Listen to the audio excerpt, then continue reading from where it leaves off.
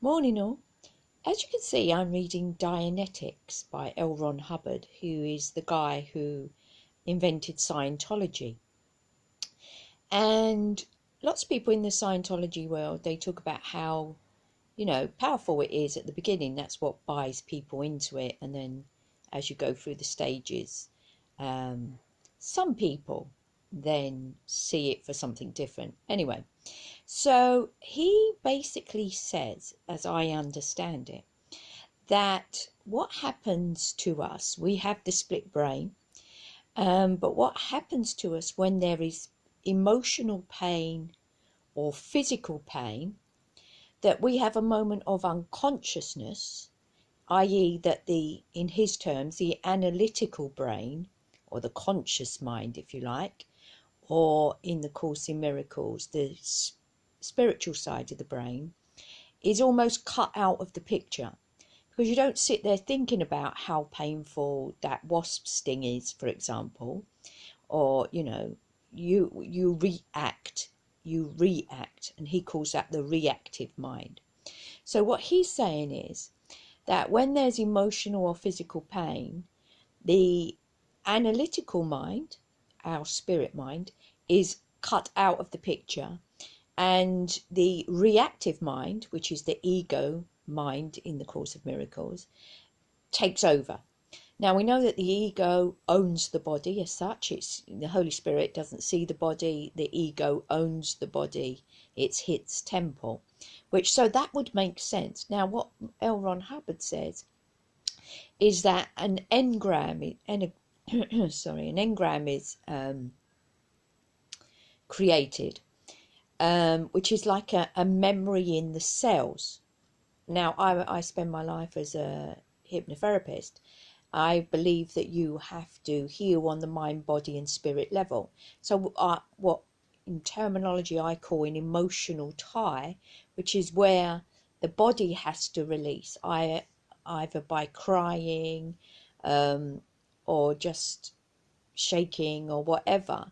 The body releases the memory of that event.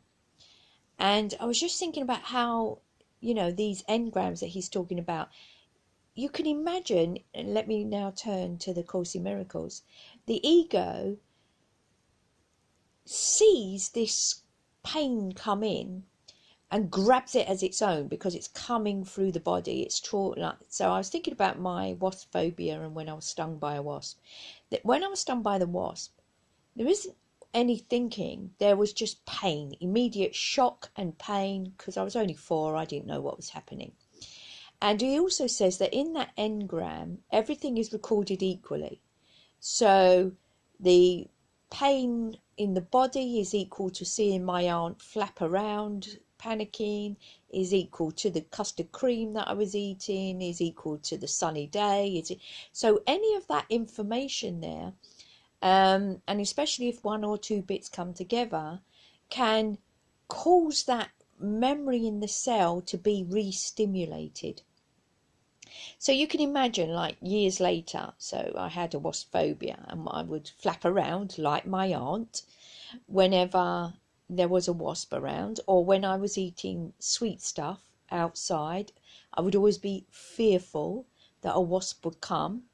And therefore these re-stimulators were actually how the ego, the mechanism how the ego can then put you back into the body by re-stimulating the cells where that memory is held. And because there's no mind, no analytical mind in his words, or no Holy Spirit mind involved in that, because it was cut out at the point when it was seeded, it can just react again.